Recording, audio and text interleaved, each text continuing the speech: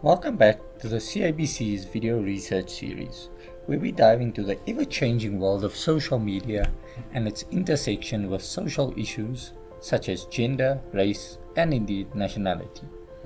Today we'll be discussing 16 days of activism against gender-based violence. To start off, we travel to a tiny pocket of the world, a Caribbean island called Hispaniola, home to the Dominican Republic. The island, and indeed the Republic, has a tumultuous history. Following colonization by both European and Haitian forces, the country faced significant political instability, a return to Spanish rule for some time, as well as economic challenges in its early years as a republic. Between 1844 and 1914, the Republic saw 53 individuals assume the presidency, with only 3 completing their terms. In 1916, the United States of America occupied the Republic to restore order as well as manage the country's finances. The period saw improvements in infrastructure, but nationals resisted their occupation. During the US occupation, the occupying forces established the Dominican National Guard. A young individual named Rafael Trujillo joined the newly created National Guard and was soon promoted to second lieutenant and began training with the US Marines. He worked his way up and eventually became the commander and subsequently Brigadier General of the National Police in 1928. Under his control, the police became increasingly militarized and established itself as a de facto independent body. He also launched a coup d'etat against then President Vasquez and ascended to the presidency within the year. Nicknamed El Jefe, meaning the boss, Trujillo centralized power around him shortly after assuming the presidency. Under his presidency, the Republic did see marked improvement in healthcare, education, as well as the expansion of social housing. However, the period was also accompanied by violent repression and the impetuous use of murder and torture to subdue opposition and strengthen his position. While many fought and died fighting against the tyranny enacted on the citizens of the Dominican Republic, there are 3 women whose names are etched in history and whose legacy will live on in perpetuity due to their sacrifice in opposing the dictator.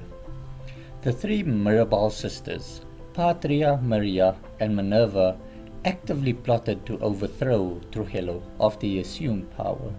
The sisters, and indeed their husbands, were harassed and imprisoned on several occasions for their open criticism of the dictator. On the 25th of November 1960, the sisters were visiting their husbands who were imprisoned due to their dissent. On their way home, Trujillo's secret police force stopped the sisters, whereafter they strangled and clubbed them to death. The sisters' assassination reverberated across the country and indeed the entire world, and their assassination started a chain reaction which resulted in Trujillo's own assassination only 6 months later. The Mirabal sisters became symbols of feminist resistance, and in commemoration of their bravery and sacrifice, 25 November was declared International Day for the Elimination of Violence Against Women, initially only in Latin America. The day was, however, formally recognized by the UN in 1999 and is now celebrated across the world.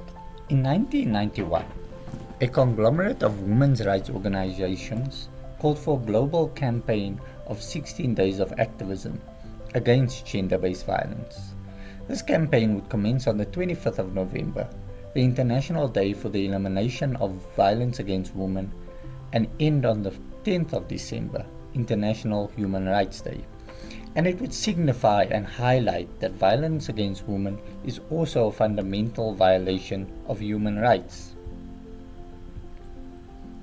Moving to our own little corner of the world, South Africa is, of course, no stranger to violent repression and inequality perpetuated by individuals, laws, and structures which cut along racial as well as gendered lines during apartheid.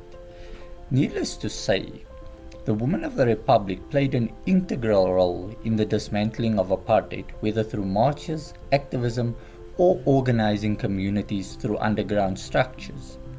Despite the eradication of apartheid and the adoption of a constitution that enshrines equality and dignity in the new dispensation, women in the Republic continue to face gender-based violence, stigmatization, as well as prejudice.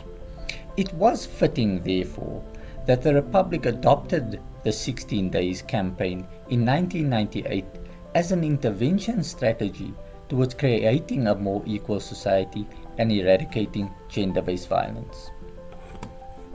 The need for targeted, intentional discourse as well as action to prevent gender inequality and violence against women in South Africa is evident.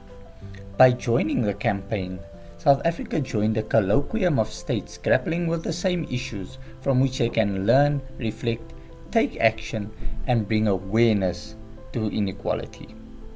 So 27 years later, how has South Africa done? Perhaps not as well as you may think. In an article published in 2022, CPUT lecturer Sisanda Nkoala examines how media organizations in the country grapple with SA's scourge of gender-based violence.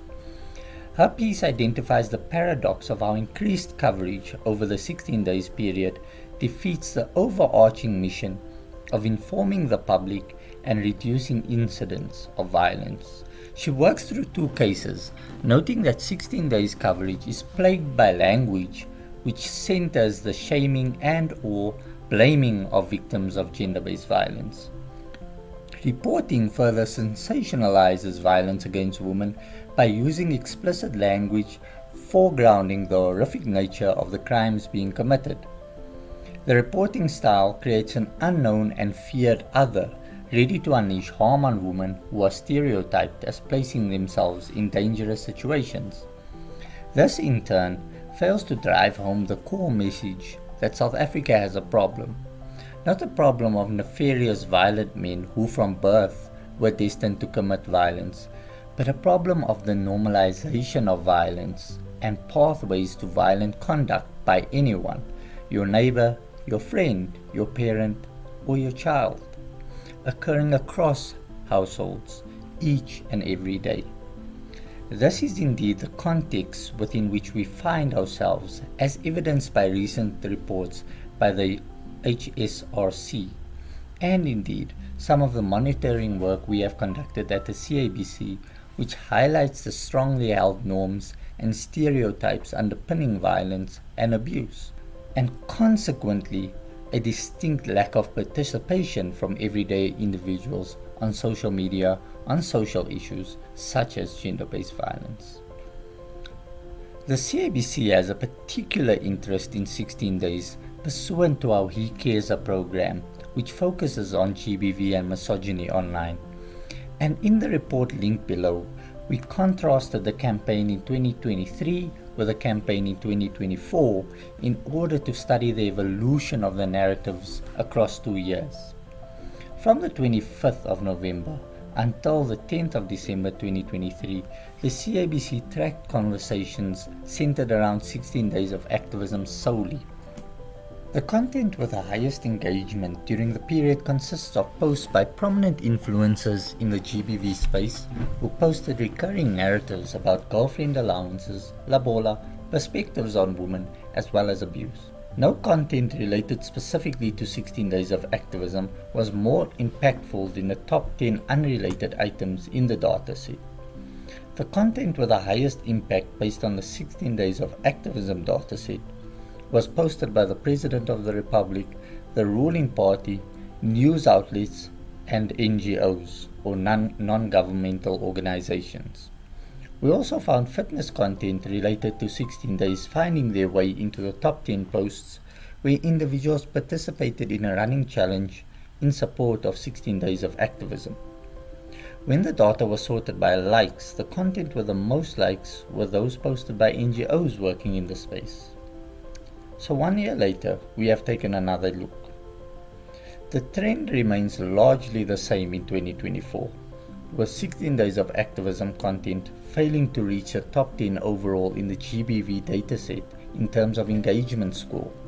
In addition, Content and conversations focused on 16 days continue to be spearheaded by government and or businesses in a top-down approach and are not naturally occurring within the vast majority of data points gathered. To test and strengthen the aforementioned proposition, the CIBC excluded influencer, government and or business related accounts in order to isolate naturally occurring individual expressions. So discourse around 16 days of activism largely followed a similar trend to that of the last year.